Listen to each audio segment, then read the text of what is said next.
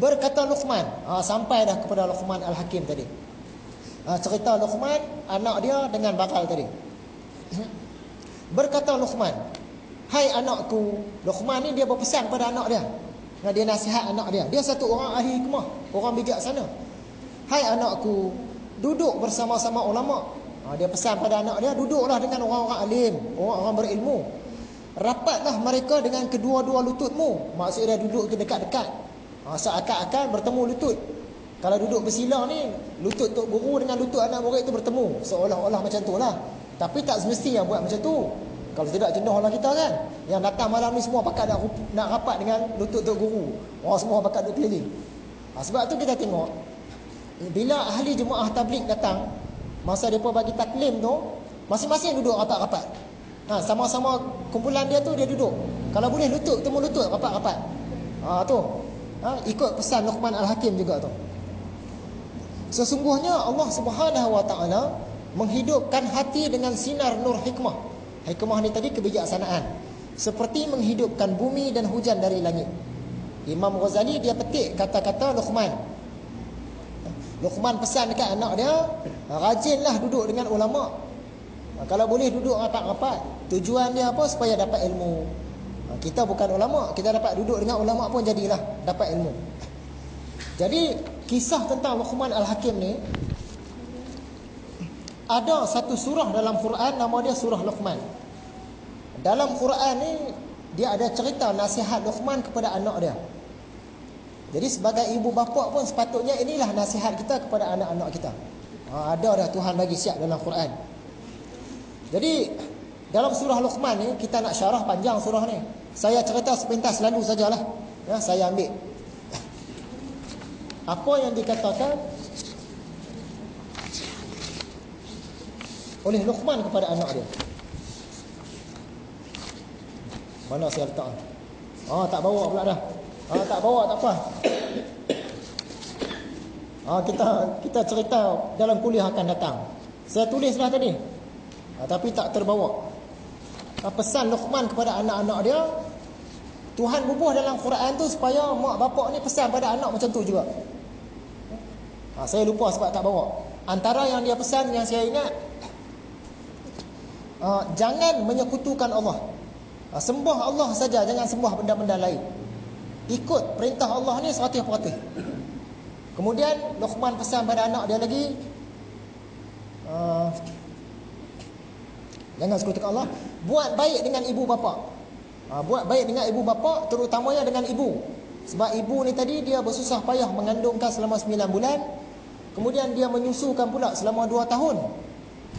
Jadi kena layan baik-baik ibu dan bapa, terutamanya mak lah. Tapi sekiranya ibu dan bapa ni ajak kita supaya menyekutukan Allah, maksud dia lari daripada agama, jangan taat. Itu pesan dia yang saya ingat.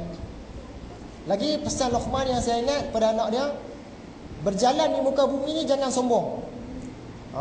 Cara berjalan tu elok, dan dalam hati tak mau ada rasa sombong, tak mau rasa angkuh.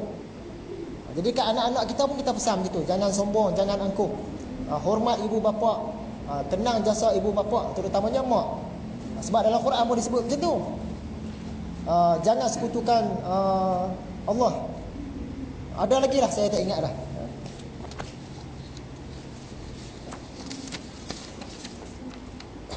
Seterusnya, berkata sesetengah hukama, iaitu orang-orang hikmah. Luqman tadi ni dia salah seorang ahli hikmah, salah seorang yang bijaksana. Sebab itu disebut Luqman Al-Hakim, hukama, hakim. Apabila meninggal seseorang ahli ilmu, maka dia ditangisi oleh ikan di dalam air dan burung di udara. Wajahnya hilang, tetapi sebutannya tidak dilupakan. Kata setengah ahli hikmah, bila satu orang yang ada ilmu ni, khususnya ilmu agama lah, bila dia mati tu, ikan di air pun menangis, burung di udara pun menangis. Dia dah mati, tapi apa yang dia cakap orang masih ingat. Wajah dia dah matilah, dah masuk dalam kubur, dah hancur lah. Tapi apa yang ulama ni sebutkan kita duk ingat-ingat lagi. Dan akhirnya kita masuk tajuk kecil yang baru dalam kitab Ihya. Kelebihan-kelebihan ilmu kita habis dah. Sekarang kita masuk kelebihan-kelebihan menuntut ilmu. Isi dia lebih kurang juga. Kelebihan-kelebihan menuntut ilmu. Belajar ni apa kelebihannya? Dalam Al-Quran ada satu ayat Imam Ghazali petik surah An-Nahl ayat 43. Maksud dia, bertanyalah kepada ahli ilmu. Bertanyalah kepada ahli zikir jika kamu tidak tahu. Bertanyalah kepada ahli ilmu jika kamu tidak tahu. Maksud dia, Tuhan memang suruh kita ni belajar. Dalam Quran, bila keluar satu-satu perintah, dari segi usul fiqhnya, maksud dia wajib. Dalam Quran dia tak payah kata kamu wajib bertanya kepada ahli ilmu. Dia tak payah cakap macam tu. Bila dia keluar satu perintah saja, bertanyalah kepada ahli ilmu, maksud dia wajib. Automatik wajib.